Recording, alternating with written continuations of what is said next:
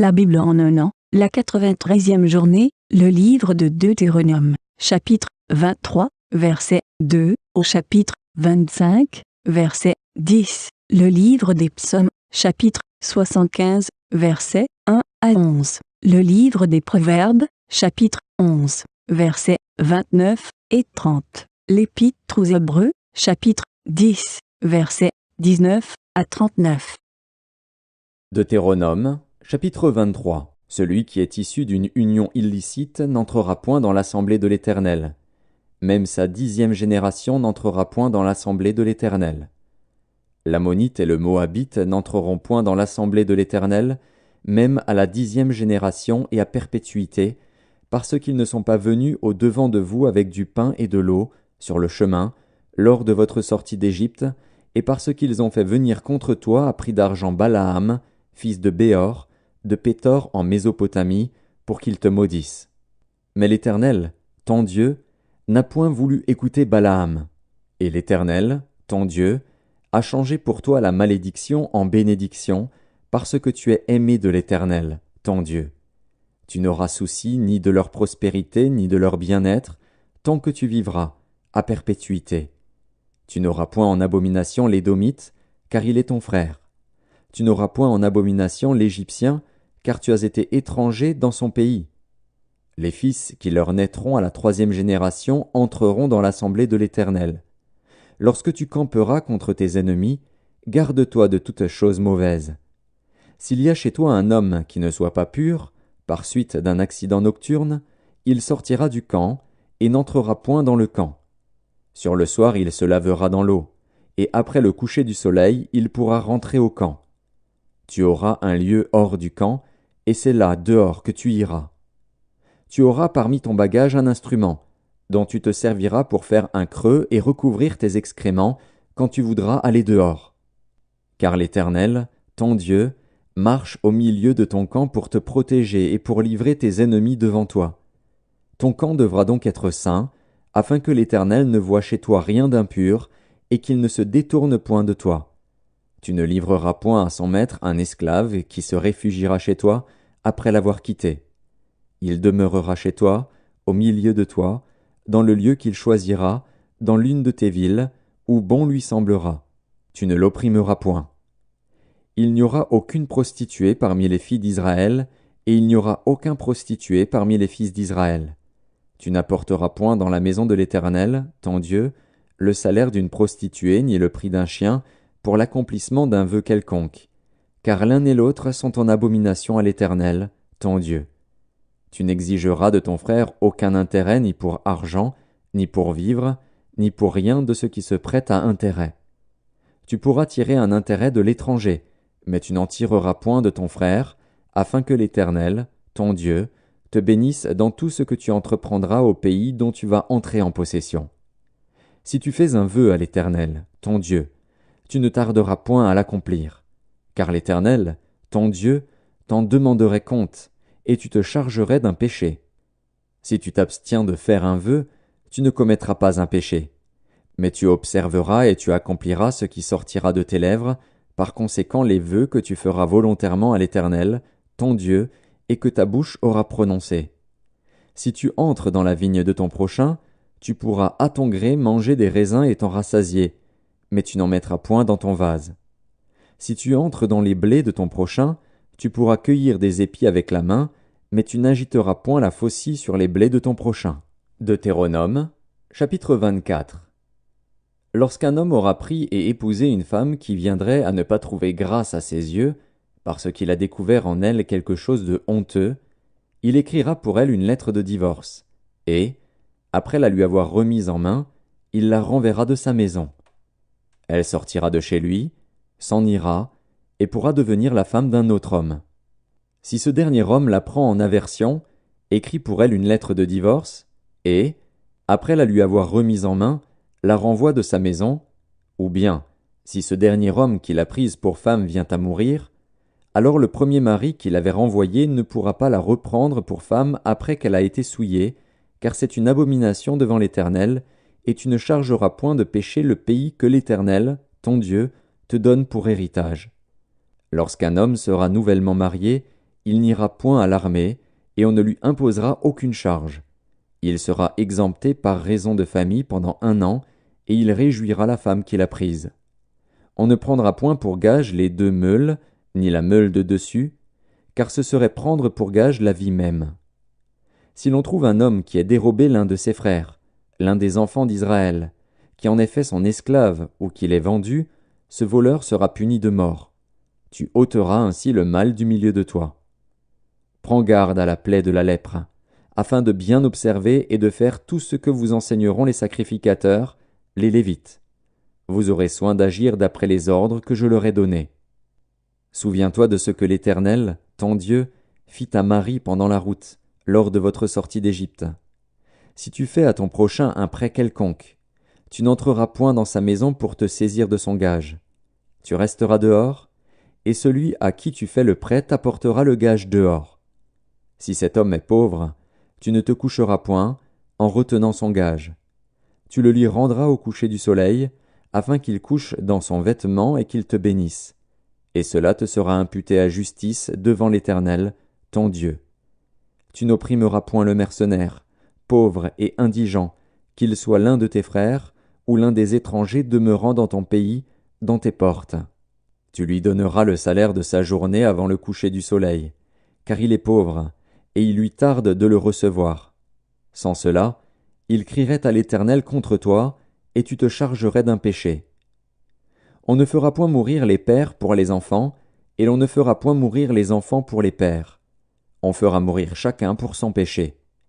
Tu ne porteras point atteinte aux droits de l'étranger et de l'orphelin, et tu ne prendras point en gage le vêtement de la veuve. Tu te souviendras que tu as été esclave en Égypte, et que l'Éternel, ton Dieu, t'a racheté. C'est pourquoi je te donne ces commandements à mettre en pratique. Quand tu moissonneras ton champ, et que tu auras oublié une gerbe dans le champ, tu ne retourneras point la prendre. Elle sera pour l'étranger, pour l'orphelin et pour la veuve, afin que l'Éternel, ton Dieu, te bénisse dans tout le travail de tes mains. Quand tu secoueras tes oliviers, tu ne cueilleras point ensuite les fruits restés aux branches.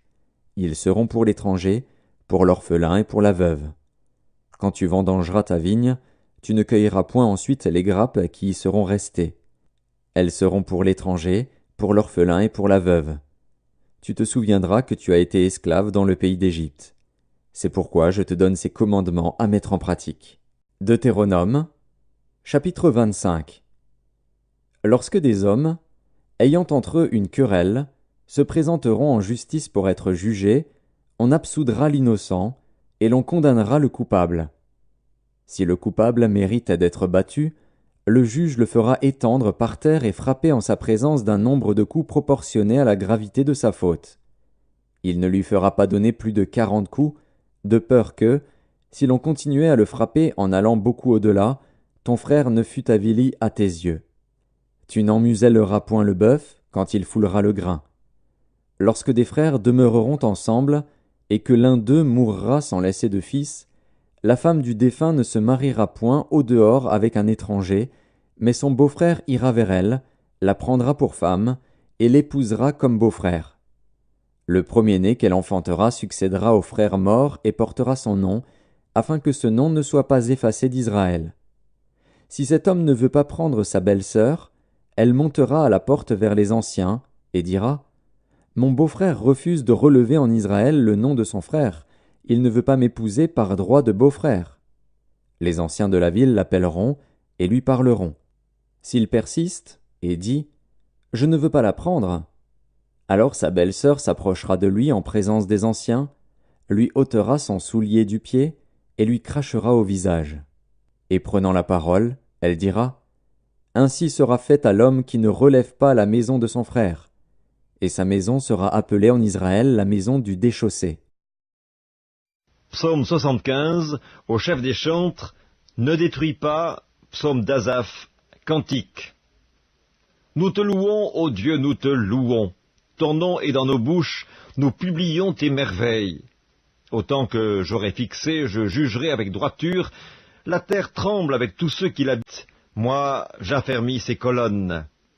Je dis à ceux qui se glorifient, ne vous glorifiez pas, et aux méchants, n'élevez pas la tête.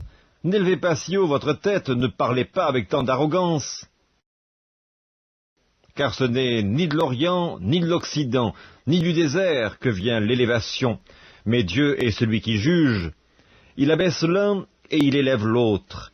Il y a dans la main de l'Éternel une coupe où fermente un vin plein de mélange, et il en verse. Tous les méchants de la terre sucent, boivent jusqu'à lui. Je publierai ces choses à jamais, je chanterai en l'honneur du Dieu de Jacob, et j'abattrai toutes les forces des méchants, les forces du juste seront élevées. Proverbe chapitre 11. Celui qui trouble sa maison héritera du vent, et l'insensé sera l'esclave de l'homme sage. Le fruit du juste est un arbre de vie, et le sage s'empare des âmes. Épître aux Hébreux, chapitre 10. Ainsi donc, frères, puisque nous avons, au moyen du sang de Jésus, une libre entrée dans le sanctuaire, par la route nouvelle et vivante, qu'il a inaugurée pour nous au travers du voile, c'est-à-dire de sa chair, et puisque nous avons un souverain sacrificateur établi sur la maison de Dieu, approchons-nous avec un cœur sincère, dans la plénitude de la foi, les cœurs purifiés d'une mauvaise conscience et le corps lavé d'une eau pure. Retenons fermement la profession de notre espérance, car celui qui a fait la promesse est fidèle. Veillons les uns sur les autres, pour nous exciter à la charité et aux bonnes œuvres. N'abandonnons pas notre assemblée, comme c'est la coutume de quelques-uns. Mais exhortons-nous réciproquement, et cela d'autant plus que vous voyez s'approcher le jour. Car si nous péchons volontairement, après avoir reçu la connaissance de la vérité, il ne reste plus de sacrifice pour les péchés, mais une attente terrible du jugement et l'ardeur d'un feu qui dévorera les rebelles. Celui qui a violé la loi de Moïse meurt sans miséricorde, sur la déposition de 2 ou 3 témoins. Et quel pire châtiment pensez-vous que sera jugé digne celui qui aura foulé aux pieds le Fils de Dieu, qui aura tenu pour profane le sang de l'alliance par lequel il a été sanctifié, et qui aura outragé l'Esprit de la grâce. Car nous connaissons celui qui a dit « À moi la vengeance, à moi la rétribution », et encore « Le Seigneur jugera son peuple ». C'est une chose terrible que de tomber entre les mains du Dieu vivant. Souvenez-vous de ces premiers jours où, après avoir été éclairés, vous avez soutenu un grand combat au milieu des souffrances. D'une part exposé comme en spectacle aux opprobres et aux tribulations, et de l'autre, vous associant à ceux dont la position était la même. En effet, vous avez eu de la compassion pour les prisonniers, et vous avez accepté avec joie l'enlèvement de vos biens, sachant que vous avez des biens meilleurs et qui durent toujours.